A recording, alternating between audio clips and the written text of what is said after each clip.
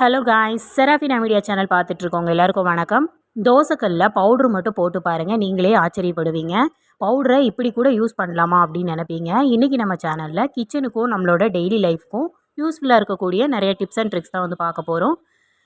Video ஃபுல்லாக பாருங்கள். பார்த்துட்டு பிடிச்சிது அப்படின்னா நம்ம சேனலை சப்ஸ்கிரைப் பண்ணிக்கோங்க. ஃபர்ஸ்ட் இப்போ என்னென்னு பார்க்கலாம். இந்த மாதிரி வந்து நம்ம சுண்டல், வெள்ளை சுண்டல், கருப்பு சுண்டல், இந்த மாதிரி கடலை வகைகள்லாம் வாங்கி ஸ்டோர் பண்ணி வைப்போம். நாள் ஆக ஆக அதில் ஒரு மாதிரி வந்து வெள்ளையாக பூஞ்சைகள் மாதிரி வந்து படிஞ்சிடும். அது மட்டும் இல்லாமல் வண்டு கூட வைக்கிறதுக்கு சான்சஸ் இருக்குது. அதை அவாய்ட் பண்ணுறதுக்கு என்ன பண்ணலாம் அப்படின்னு பார்த்தோம்னா, நம்ம வீட்டில் இருக்கக்கூடிய எண்ணெய் வந்து ஏதாவது ஒரு எண்ணெய் எடுத்துக்கோங்க. நான் வந்து சமையல் எண்ணெய் தான் வந்து யூஸ் பண்ணியிருக்கேன். இந்த எண்ணெயை 2 அல்லது 3 சொட்டு இதில் விட்டாலே போதும். அதுக்கப்புறம் இதை மாதிரி வந்து நல்லா வந்து குலுக்கி எடுத்துக்கோங்க. இந்த மாதிரி எண்ணெய் வந்து கடலையோட எல்லா பக்கத்துலேயும் வந்து படுற மாதிரி நல்லா வந்து இந்த மாதிரி மிக்ஸ் பண்ணி விட்டுட்டு அதுக்கப்புறம் நம்ம வந்து க்ளோஸ் பண்ணி வச்சுக்கலாம். இந்த மாதிரி வந்து நம்ம வீட்டில் இருக்கக்கூடிய கடலை வகைகள் எல்லாத்துக்குமே பண்ணலாம். இந்த மாதிரி வைக்கிறப்போ கடலை வந்து ரொம்ப நாள் வரைக்கும் ஃப்ரெஷ்ஷாகவே இருக்கும். இந்த டிப்பை வந்து ஃபாலோ பண்ணிக்கோங்க, ரொம்பவே யூஸ்ஃபுல்லாக இருக்கும்.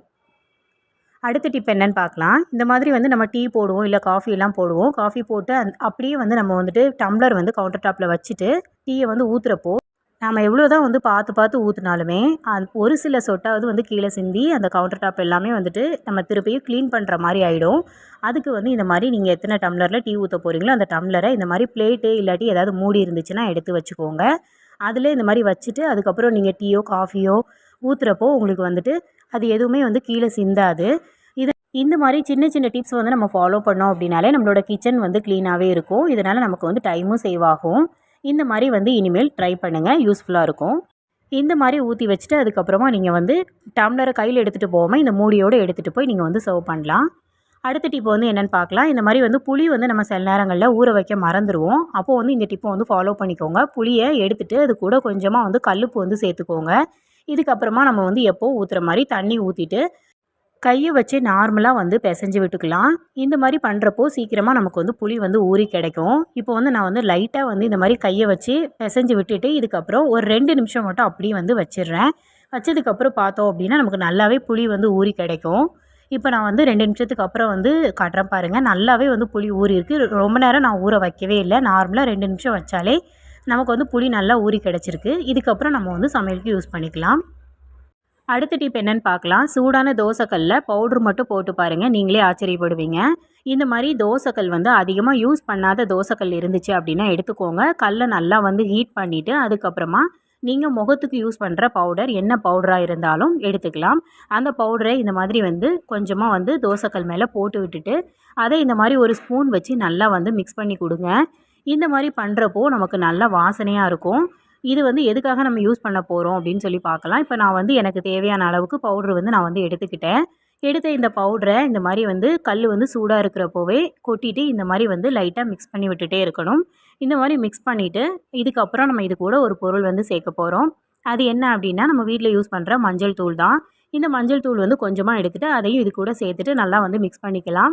இது ரெண்டும் சேர்றப்போவே நல்லா வந்து வாசனையாக இருக்கும். இந்த மாதிரி வந்து நல்லா மிக்ஸ் பண்ணி விட்டுட்டு லைட்டாக இதோட கலர் வந்து சேஞ்ச் ஆகும். அந்த டைமில் நம்ம வந்து அடுப்பை ஆஃப் பண்ணிக்கலாம்.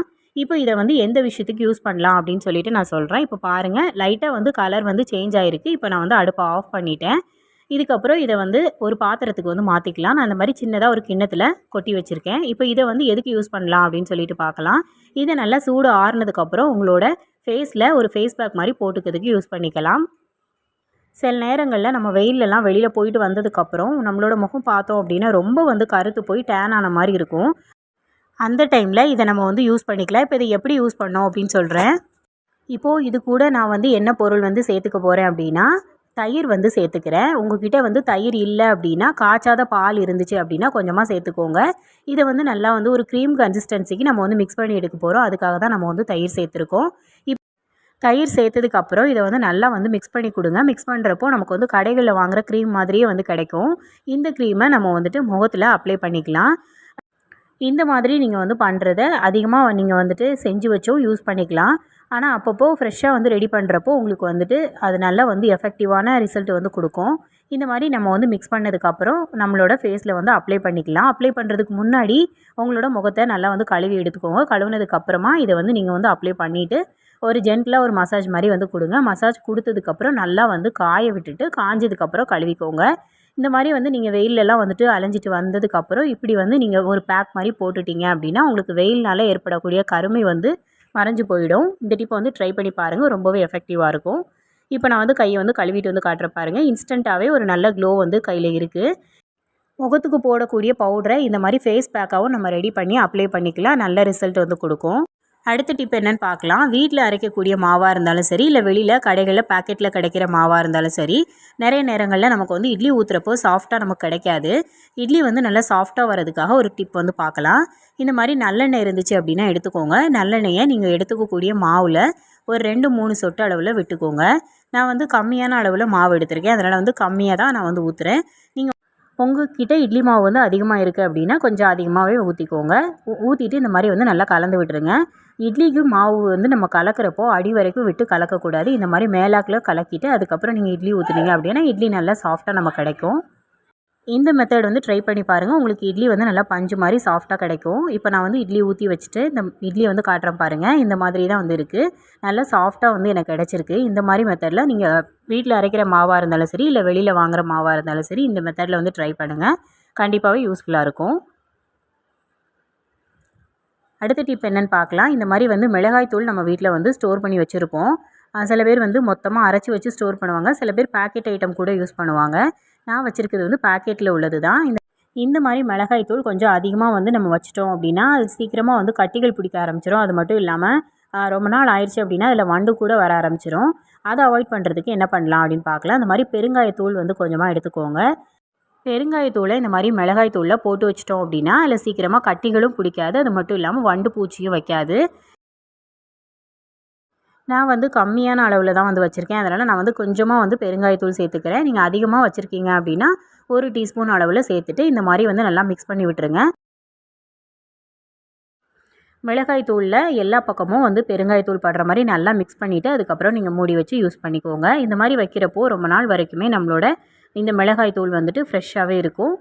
வண்டு பூச்சியும் வைக்காது. அது மட்டும் இல்லாமல் கட்டிகளும் விழாமல் நம்ம எப்படி வாங்கி வச்சோமோ அந்த மாதிரி ஃப்ரெஷ்ஷாகவே இருக்கும். இந்த டிப்பை வந்து ட்ரை பண்ணி பாருங்கள், ரொம்பவே யூஸ்ஃபுல்லாக இருக்கும். இந்த வீடியோவில் நான் சொன்ன டிப்பில் ஏதாவது ஒரு டிப்பாவது உங்களுக்கு கண்டிப்பாக யூஸ்ஃபுல்லாக இருந்திருக்கும்னு சொல்லி நான் நம்புகிறேன். ஏதாவது ஒரு டிப்பாவது உங்களுக்கு யூஸ்ஃபுல்லாக இருந்துச்சு அப்படின்னா இந்த வீடியோக்கு ஒரு லைக் கொடுங்க. உங்கள் ஃப்ரெண்ட்ஸ் அண்ட் ஃபேமிலிக்கு ஷேர் பண்ணுங்கள். மறக்காமல் நம்ம சேனலை சப்ஸ்கிரைப் பண்ணி வச்சுக்கோங்க. தேங்க்ஸ் ஃபார் வாட்சிங்.